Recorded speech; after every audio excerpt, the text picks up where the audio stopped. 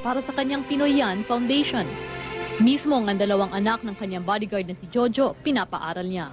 Yung pangako niyang pagtatapusin yung mga bata, lalong-lalo na yung panganay. Walang iwanan. Natatandaan mo yan, di ba?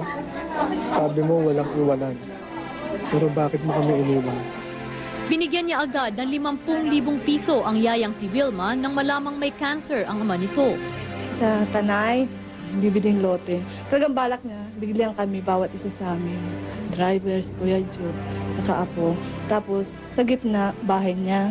Mula sa kanyang kita sa Orbit, nagdo-donate si Rico sa Bantay Bata Foundation. Maging kanyang mga business partner, bilib sa likas na galing ni Rico sa pagnenegosyo. He was saying, there's nothing sure in business. It's like, sometimes the first 3 years, talagang loss yan. But you should hang on. Bagamat maagang lumisan, natupad pa rin ni Rico ang kanyang misyon. At narating ang tugatog ng tagumpay bilang aktor,